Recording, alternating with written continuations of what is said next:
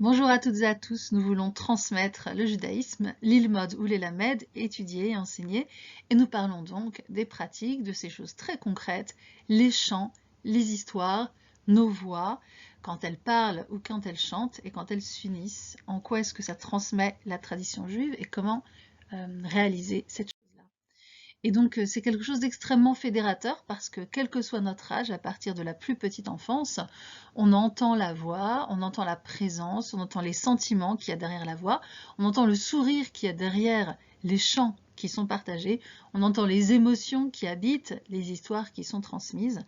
Donc, c'est quelque chose d'essentiel qui unit toutes les personnes de tout âge, toute croyance et tout degré de connaissance. Même les histoires que nous connaissons, nous avons plaisir à les réentendre, à les raconter à nouveau, à les envisager sous un nouveau jour.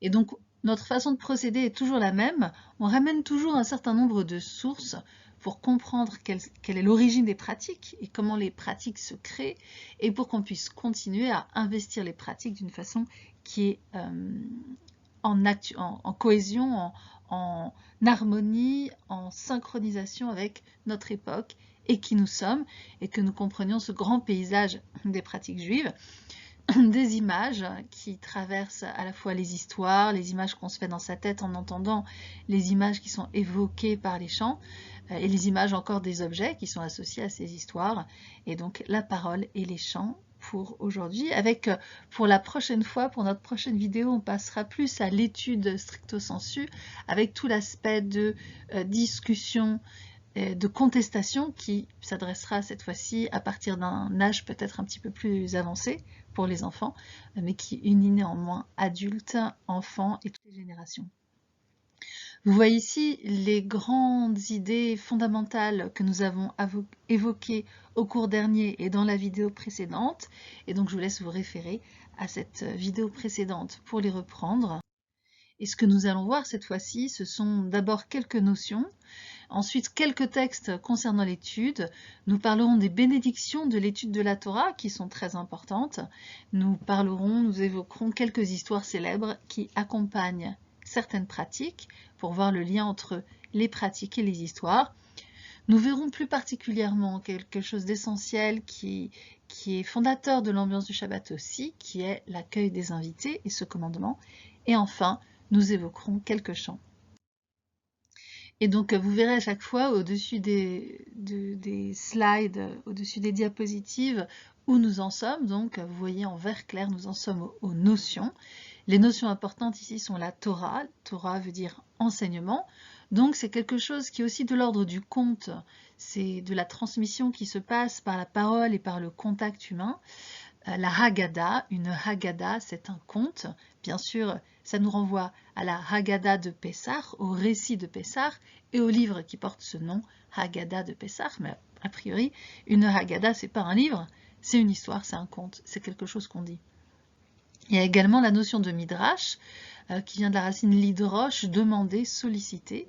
C'est une sollicitation du texte pour en tirer quelque chose, pour en tirer une autre compréhension, ou parfois à partir d'un petit détail troublant dans le texte, on essaie de l'expliquer, de comprendre ce qu'il veut nous dire, et parfois c'est toute une histoire qui est racontée par les sages pour expliquer une petite aspérité grammaticale ou une petite incohérence de sens.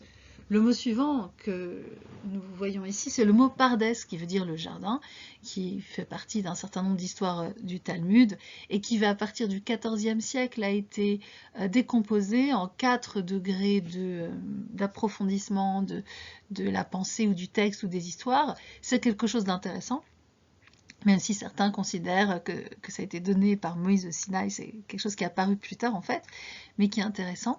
Pardes, donc 4 lettres, le P pour le Pshat, le Resh pour le Remez, le Dalet pour le Drash et le Samer pour le Sod, donc le sens littéral, les allusions, le Drash comme le Midrash, comme le mot qu'on a vu juste au-dessus, la sollicitation, et Sod, les choses secrètes. C'est une invitation à être sensible à travers les histoires qu'on raconte à ce qu'elles véhiculent derrière. Donc, par exemple, c'est pas du tout la même chose de dire bonjour, comment vas-tu? Il m'est arrivé une chose merveilleuse, laisse-moi te raconter, que te dire bonjour, comment vas-tu? il m'est arrivé quelque chose d'atroce, laisse-moi te raconter. Et il y a des choses difficiles et des choses positives dans nos vies, mais le fait d'évoquer les unes ou les autres fait une différence. Et ça, c'est juste un petit exemple simplifié, mais c'est intéressant d'être présent au message qui est en filigrane de ce que nous racontons. De quoi est-ce que nous parlons? On y reviendra un petit peu plus tard. Le mot suivant, c'est en fait deux mots sur la même racine, Sipour ou Sefer. Sipour, c'est une histoire, Sefer, c'est un livre ou un rouleau, et donc le Sefer Torah, c'est d'ici que vient le mot Sefer Torah. Le mot suivant, c'est une paracha. Donc vous savez sans doute, vous l'avez entendu à la synagogue, que c'est une section de la Torah qui est lue le samedi matin, le samedi après-midi, le lundi matin, le jeudi matin. Mais en hébreu moderne, une paracha, c'est toute une histoire. D'ailleurs, dans la Megillah d'Esther aussi, on emploie le mot paracha pour dire l'histoire, le scandale quasiment. Donc ça, c'est pour le mot paracha. Et enfin, une notion qui est très importante, qui est l'accueil des invités. Hachnasat orchim, qui nous occupera également parce que ça fait partie des histoires qu'on raconte, et traditionnellement on raconte des histoires, les invités racontent des histoires de leur voyage, etc. C'est également un commandement important qui est lié au Shabbat. Et vous voyez, les notions sont passées en vert clair maintenant parce qu'on les a déjà évoquées, et on passe à des textes sur l'étude. C'est un petit peu une mise en abîme, c'est l'étude sur l'étude. Il y a énormément de choses à dire, parce que l'étude est fondamentale. Ici, je voulais juste partager avec vous quelques petites choses très très simples de différentes périodes. Une histoire juive très connue. Qu'est-ce qu'un juif? C'est quelqu'un, quand tu lui racontes une histoire, il t'interrompt en disant « Attends, je connais une meilleure version ». Je ne sais pas si vous connaissez des gens comme ça, mais sans doute, plus on connaît les histoires juives, plus on a tendance à faire ça, on a envie de raconter, on aime raconter, même les histoires qu'on connaît déjà, et trouver d'autres versions. L'autre passage, c'est un passage important tiré du Deutéronome, mais qui est repris dans la prière du Shema Israël, donc qui est dit en principe tous les matins et tous les soirs. Et donc c'est dans le premier paragraphe du Shema Israël. Ces paroles que je t'ordonne aujourd'hui, donc c'est des paroles, ce sont des contes. Alors, des contes qui impliquent aussi une action, mais ce sont des contes. Elles seront sur ton cœur, tu les répéteras. Et veshinantam, donc il y a aussi la racine chinouille qui est associée, donc tu les répéteras et tu les changeras à tes enfants. Tu parleras d'elles, assis dans ta maison, allant en chemin, couché, levé, tu les attacheras en signe sur ton bras. Elles seront en frontaux entre tes yeux, tu les écriras sur les linteaux de ta maison et sur tes portes. Donc, ces histoires, elles sont vivantes dans toutes les situations de la vie, à tous les temps de la journée, et en chemin, chez soi, de toute façon, elles sont gravées dans nos cœurs, on les répète, on les raconte à nos enfants, et à nous-mêmes en fait, puisque ce schéma Israël, on doit le raconter à nous-mêmes 2 fois par jour. Donc, c'est une base très importante de l'étude parmi de nombreuses autres. Je vous ai rajouté également un petit extrait du Talmud de Ta'anit. Rabbi Hanina affirme « J'ai beaucoup appris de mes maîtres, et de mes compagnons d'études plus encore que de mes maîtres, et de mes élèves plus encore que de tous. » Je vous ai amené ce petit passage déjà parce que d'une part il est très connu, c'est important de le savoir, c'est intéressant de le citer, et puis il partage une approche très démocratique de l'étude juive. C'est pas quelque chose de purement descendant, c'est quelque chose où il y a de la discussion, et c'est cette discussion entre les élèves et avec les élèves qui permet au maître d'apprendre et de renouveler sans cesse son étude, et peut-être justement de trouver de nouvelles versions, de meilleures versions. Donc vous voyez ici cette cohérence sur des générations très très différentes de 3 textes qui nous parlent de l'importance de raconter des histoires, et ça fait partie de ce qu'on appelle l'étude. Et donc dans cette étude, on lit la Torah, comme je l'ai dit, hein, aux dates que j'ai dit, et donc on les accompagne d'un commentaire qui permet en fait de réactualiser ce sens et de trouver de nouvelles versions. Et donc dans cette étude, il y a des bénédictions qu'on va voir maintenant. Alors avant l'étude, j'ai un petit peu raccourci cette bénédiction avant l'étude, donc si vous la connaissez, bien sûr c'est parfait de la faire en entier. Mais donc tu es une source de bénédiction, Éternel notre Dieu, qui nous a rendus spéciaux par ses commandements et qui nous a ordonné de nous préoccuper des paroles de la Torah. Tu es une source de bénédiction, Éternel, notre Dieu, roi du monde, qui nous a choisis parmi tous les peuples ou avec tous les peuples. Si vous regardez dans la translittération, j'ai mis mi ou im. Il y a différentes versions. La version traditionnelle, c'est Mikol Ha'amim, qui nous a choisis d'entre tous les peuples pour une chose spéciale. Ça ne veut pas dire que les autres sont exclus, ils sont peut-être choisis pour autre chose, mais nous, on a décidé que notre mission, c'était ça. Et puis, Im Kol Ha'amim, c'est la version qui est utilisée entre autres dans le mouvement Reconstructionist, qui veut dire qu'il nous a choisis avec tous les peuples et nous a donné sa Torah. Tu es une source de bénédiction éternelle qui donne la Torah, donc qui la donne. Ici, on est au présent, qui donne la Torah. Et donc ça, c'est la bénédiction par laquelle on commence chaque étude en principe, donc qui souligne que l'étude est un commandement et que raconter une histoire de la Torah au présent, c'est quelque chose d'essentiel. Voilà, et puis rapidement, il y a une bénédiction après l'étude de la Torah, ce qui n'est pas surprenant à la base, parce qu'en général, les bénédictions encadrent les actes. Et donc, ce que nous disons normalement à la fin d'une étude, quand il y a Minyan, c'est le Kaddish des Rabbanan. Je vous laisse vous référer à ma chaîne YouTube pour le Kaddish des Rabbanan en entier. Mais ici, on va simplement reprendre l'essentiel, le passage qui est spécifiquement lié au rabbin, et vous allez voir qu'encore une fois, c'est très actuel, ça raconte l'histoire de nos vies en fait. Et donc, pour Israël et pour les grands et pour leurs élèves et pour tous les élèves de leurs élèves, et pour toutes les personnes qui s'occupent d'enseignement en ce lieu et en tout lieu, qu'elles aient, et vous aussi, une grande paix, la grâce, la bienveillance, la largesse, une longue vie et une nourriture abondante, et une aide de leur Père qui est aux cieux, dites Amen. En résumé, on souhaite que les enseignants aient de quoi se nourrir, que ceux qui racontent des histoires, qui transmettent les histoires et qui participent à l'étude aient une longue vie et aient à manger et que ça se passe bien pour eux parce que c'est une mission qui est importante. Donc à la fois, ça nous permet d'encadrer l'étude, de marquer la fin de l'étude, qui est un moment de mobilisation collective à la fin de l'étude, de rappeler que le fait d'avoir Minyan aussi, c'est quelque chose d'important. Et ça nous rappelle l'importance d'honorer ceux qui transmettent. Donc on passe maintenant à un certain nombre d'histoires qu'on peut avoir en tête. Il y a de très très nombreuses histoires dans la Torah. On ne va pas en faire la liste maintenant, mais on peut évoquer par exemple cette histoire centrale, fondamentale, qui est celle de la sortie d'Égypte, qu'on rappelle à toutes les occasions. On en a déjà parlé à propos du Shabbat, et puis la Mezouza et comment elle est liée, et ça on le verra tout à l'heure, et le Birkat Hamazon, et comment il est lié à toute cette histoire, la bénédiction sur la nourriture, et ça aussi on le verra tout à l'heure, vous verrez tout ça fait une très très belle unité, et par contre on va faire que évoquer, et ce sera à vous si vous le souhaitez de poursuivre de ce côté-là, ce sont simplement quelques suggestions d'histoires associées à la pratique du Shabbat, donc on peut plus particulièrement raconter le vendredi soir si on veut. C'est toute cette histoire, toute cette image, toute cette pensée autour de la princesse du Shabbat et des invités qui viennent le Shabbat.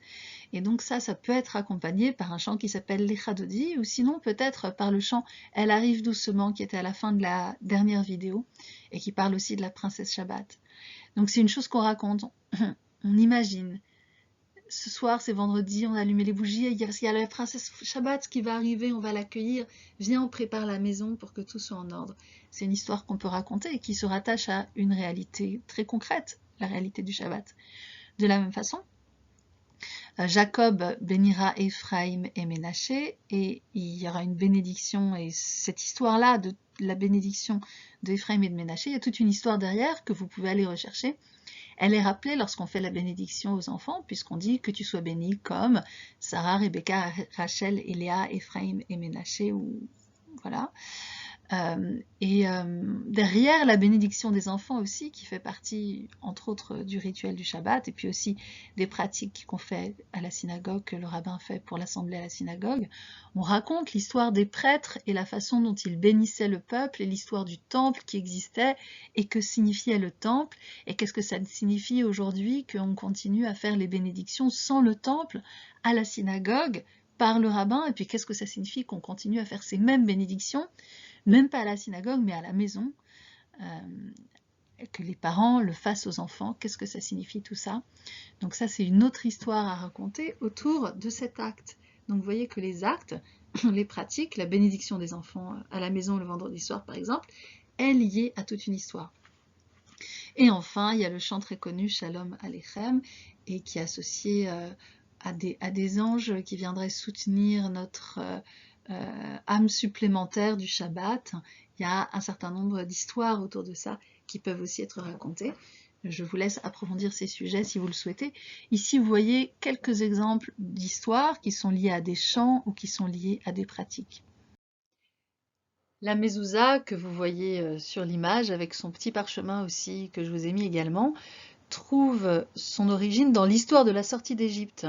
Et donc, encore une fois, on a une histoire, Marc Alaoua Knin dirait un mythe qui est associé à un rite. En tout cas, on fait quelque chose qui est l'occasion de raconter l'histoire. L'histoire de la sortie d'Égypte, vous pouvez la trouver par exemple dans le petit guide de Pessah que vous trouvez aussi sur le site de Judaïsme en Mouvement. Il y a un lien aussi sur ma chaîne YouTube. Et donc il y a tout le récit de la sortie d'Égypte qui est intéressant et qui est particulièrement approprié pendant qu'on raconte la Haggadah de Pessah, le récit de Pâques. Et dans cette histoire, il y a un passage qui est un passage de grand héroïsme, qui est celui où les Hébreux et les Égyptiens qui le souhaitent affirment leur valeur en se coupant totalement de toute possibilité de vivre dans une société esclavagiste. Ils se détachent de la société égyptienne, de ses valeurs, de ses divinités, et ils acceptent d'obéir à l'Éternel qui leur demande de tuer un agneau et de mettre son sang sur le linteau des portes, l'agneau étant l'un des dieux de l'Égypte. Et donc le fait de tuer un agneau et de mettre son sang sur la porte est une affirmation évidente, extrêmement forte, qu'il n'y aura pas de retour en arrière parce que le lendemain, l'armée égyptienne peut tout à fait venir se saisir de toutes les personnes qui auront fait ça. Et donc ça, c'est le signe qui permettra d'exprimer cet engagement. Donc cette histoire-là, elle est très importante et c'est celle que vous voyez ici dans le chapitre 12 de l'Exode, que je vous ai mis dans la petite diapositive. On prendra de son sang, du sang de l'agneau pascal, et on en teindra les deux poteaux et le linteau des maisons dans lesquelles on le mangera.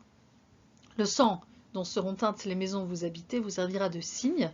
Donc c'est ce signe-là qui permet d'avancer et qui rappelle évidemment la mezouza elle-même. Donc le mot mezouza fait d'abord référence au linteau des portes et ensuite, par assimilation, fera référence au boîtier qu'on met sur ces mêmes linteaux. Et c'est ce qu'on voit dans le 11e chapitre du Deutéronome, qui est également dans le premier paragraphe du Shema Israël, enfin c'est le même texte. Urtaftam al mezuzot betecha, tu l'écriras sur les mezuzot de ta maison. Donc vous voyez ici que l'histoire est le soutien de la pratique.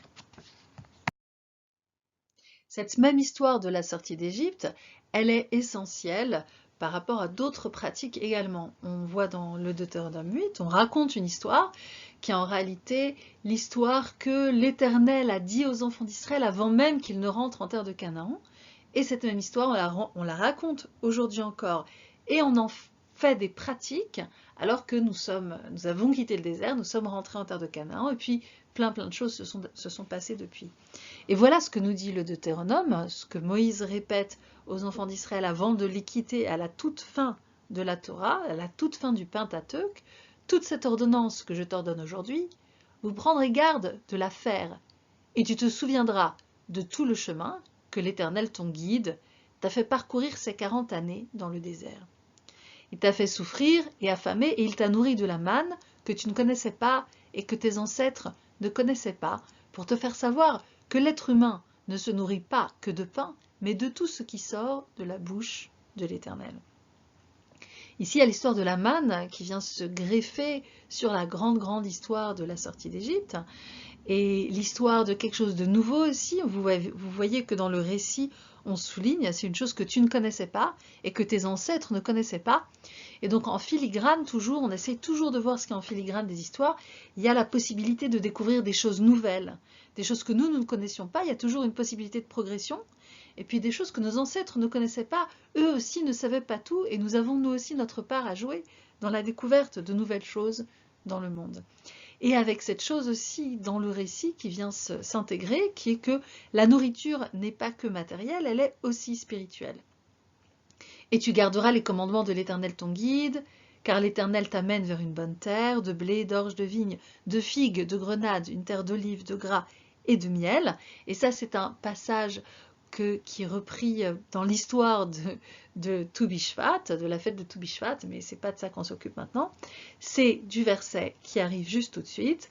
Et tu mangeras, et tu seras rassasié, et tu béniras l'Éternel ton guide à propos de la bonne terre qu'il t'a donnée.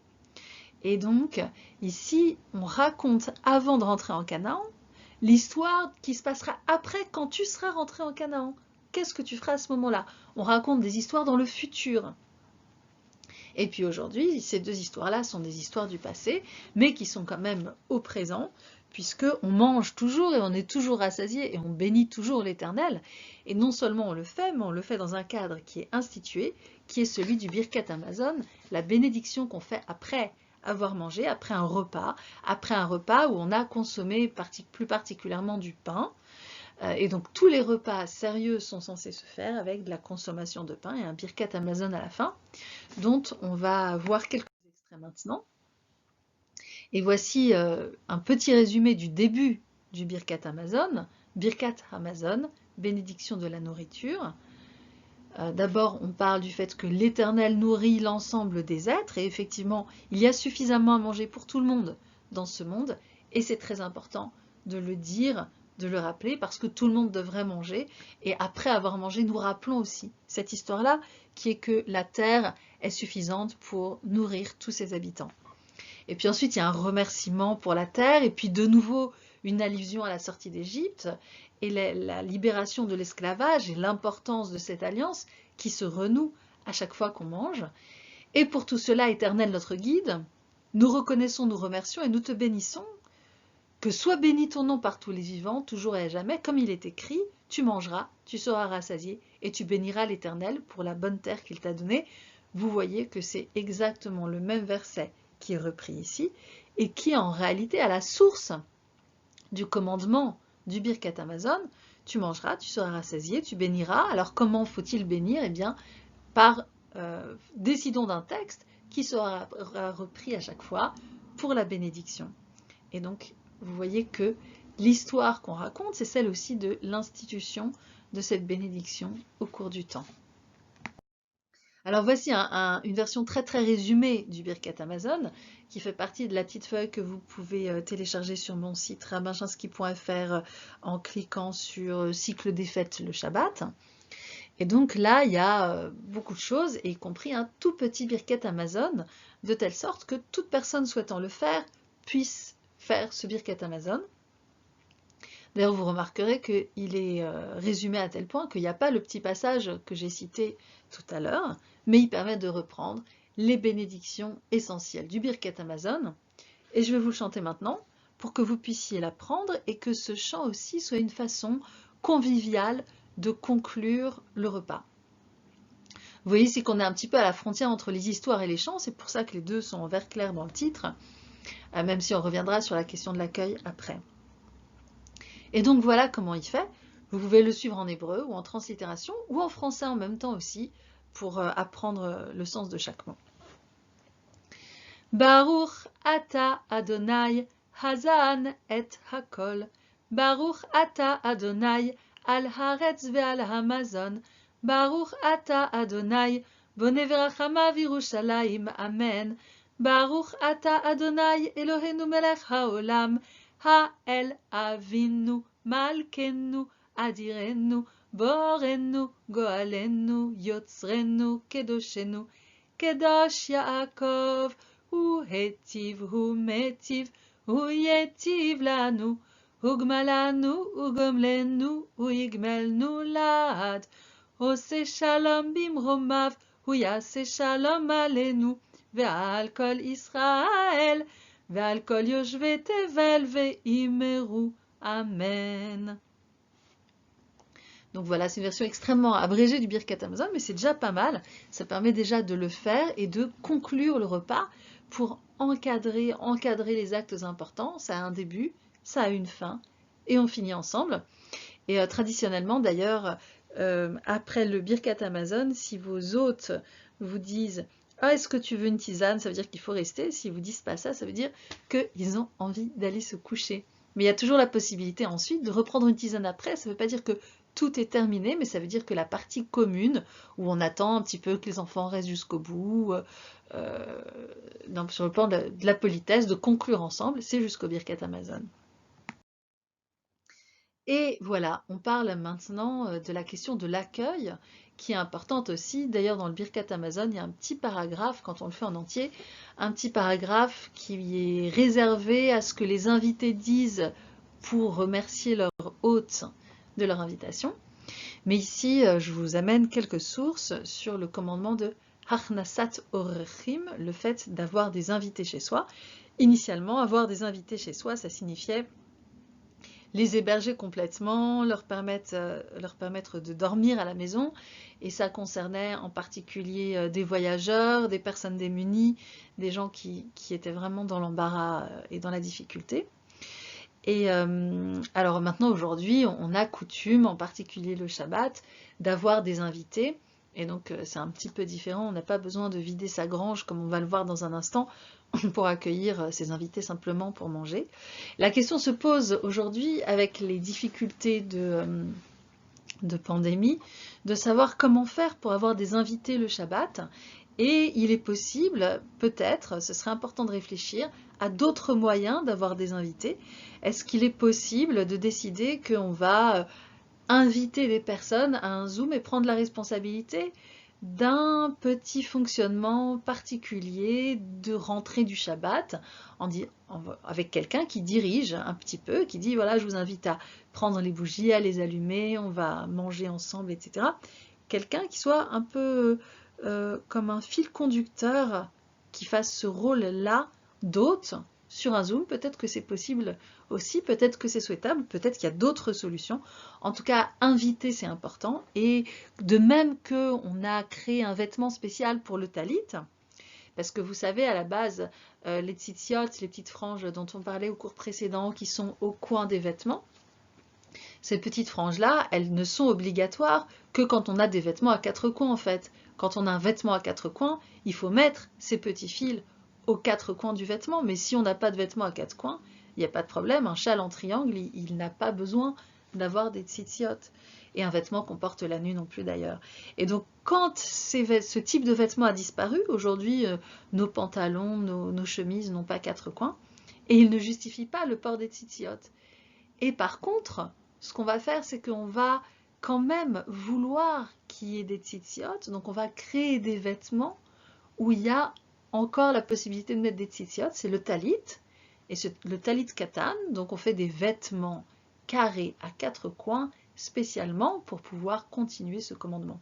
Et donc la question se pose, comment aujourd'hui on fait ce commandement d'avoir des invités à Shabbat?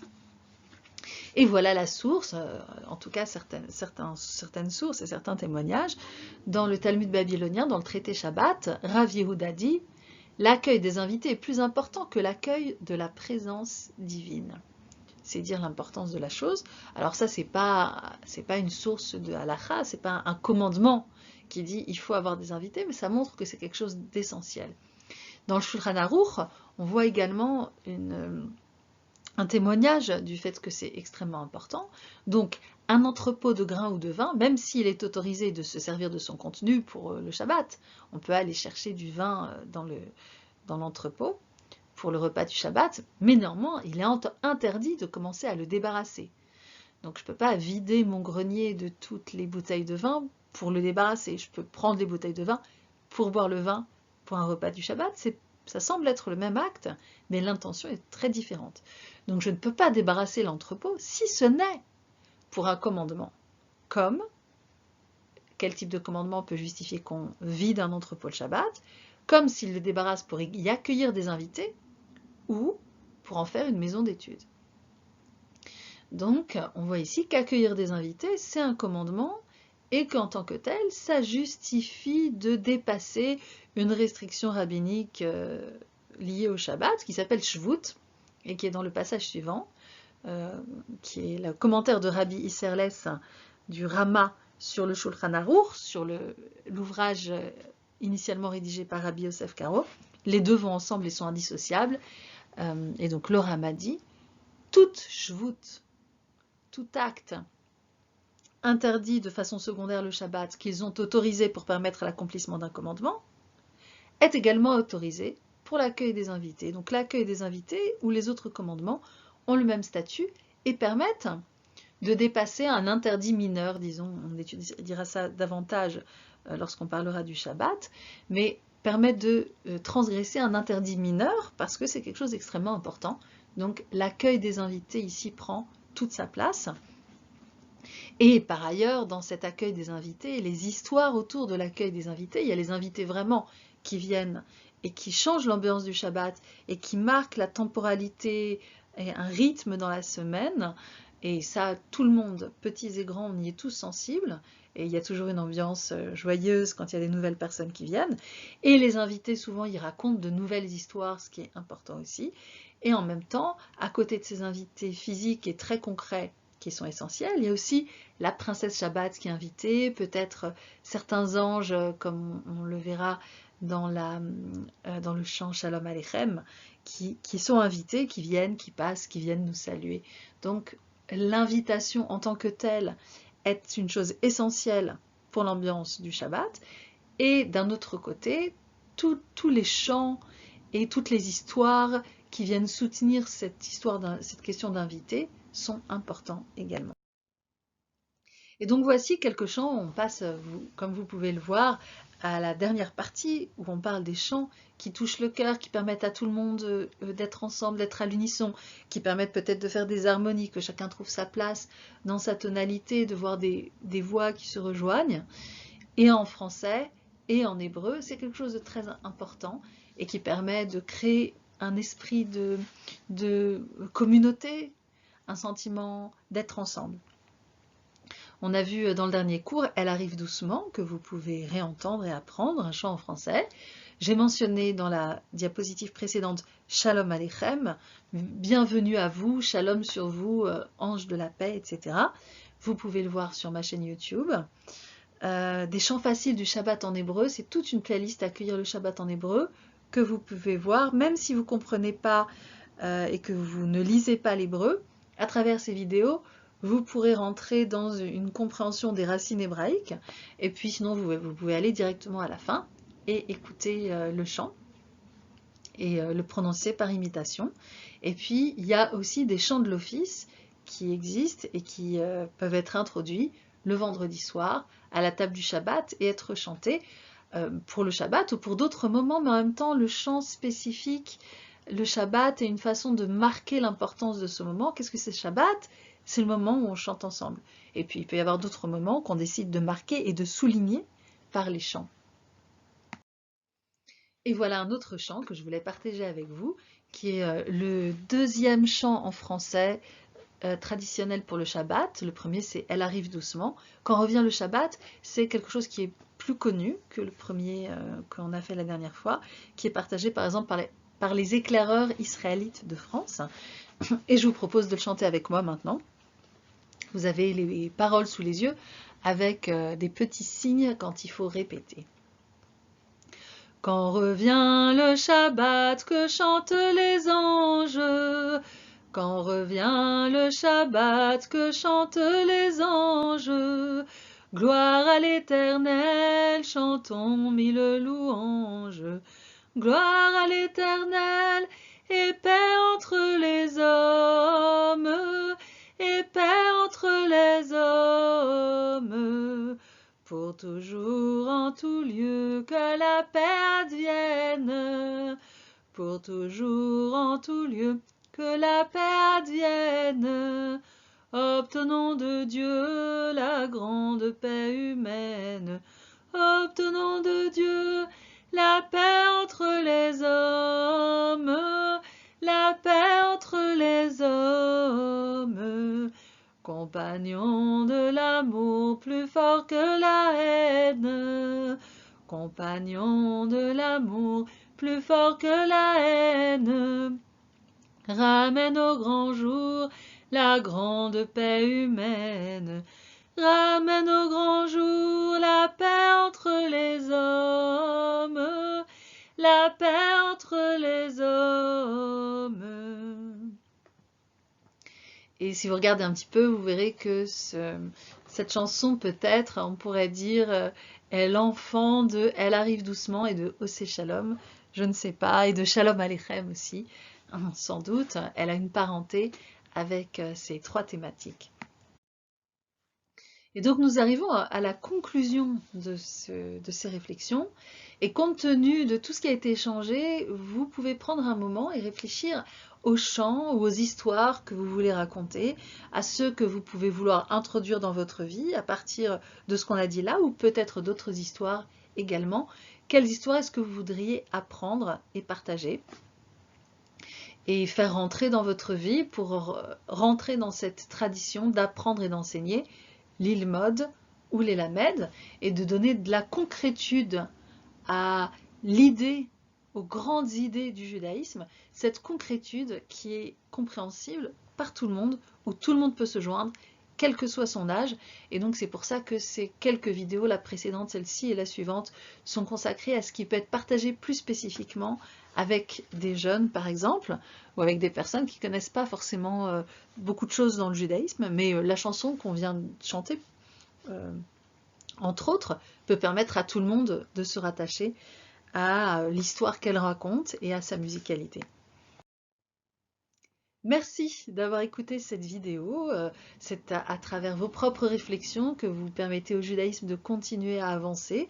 Et donc, vos idées, vos commentaires, partagez-les avec les gens que vous aimez. Vous pouvez revoir cette vidéo ou certains passages de cette vidéo avec eux, avec votre communauté aussi. Et si vous le souhaitez, vous pouvez également faire des commentaires sur l'article qui est lié à cette vidéo sur mon site, pour que on ait une idée de vous, qu'est-ce qui vous touche, quelles sont les histoires qui ont du sens pour vous, les chants qui sont importants pour vous, comment est-ce que vous mettez les choses en œuvre pour amener le judaïsme d'hier et d'aujourd'hui vers le judaïsme de demain, que les histoires et les chants de notre tradition accompagnent votre quotidien.